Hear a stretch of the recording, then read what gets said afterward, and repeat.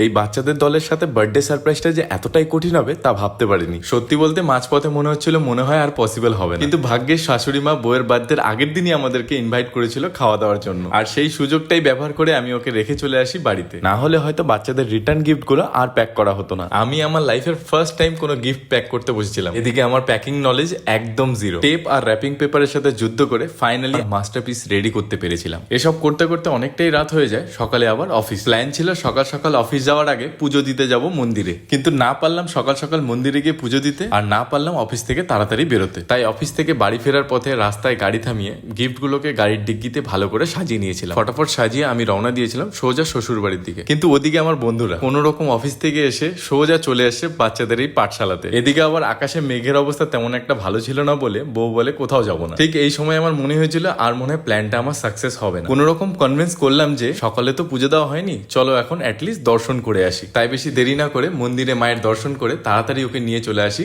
স্কুলের এই মাঠে। আর ঠিক তখনই এতগুলো বাচ্চা একসাথে বেলুন হাতে নিয়ে যখনই ওর দিকে আসছিল, আমার বউ তো পুরো কিছুক্ষণ লেগেছিল ওর বুঝতে যে এই সারপ্রাইজটা ওর জন্যই সাজানো ছিল। যাক, ফাইনালি তখন আমার মিশন সাকসেস। মনে একটা আলাদাই শান্তি পাচ্ছিলাম। সবাই মিলে মাঠে বসে কেক কাটার সময় আমার মনে হচ্ছিল যে আমরা মনে হয় এক আলাদা দুনিয়াতে চলে এসেছি। ওদের ওই হাসিগুলো আমাদের এই আনন্দটাকে আরো অনেক গুণে বাড়ি দিয়েছিল। সবশেষে দিনটা ভীষণ আনন্দ করে কাটিয়েছিলাম, থ্যাঙ্কস টু আমার এই বন্ধুদের যারা আমার পাশে থেকে আমার দিনটাকে এত সুন্দরভাবে সাজিয়ে দিয়েছিল। অ্যান্ড স্পেশাল থ্যাঙ্কস টু রাজুদা আর পাঠশালার দিদিমণিকে, যাদের জন্য আমি এই সারপ্রাইজটা প্ল্যান করতে পেরেছিলাম। অ্যান্ড অনেক অনেক স্যালুট ওনাদের, যারা কোনো স্বার্থ ছাড়াই সম্পূর্ণ ফ্রি অফ কস্টে এই বাচ্চাদের উজ্জ্বল ভবিষ্যতের জন্য পাঠশালা চালিয়ে যাচ্ছেন।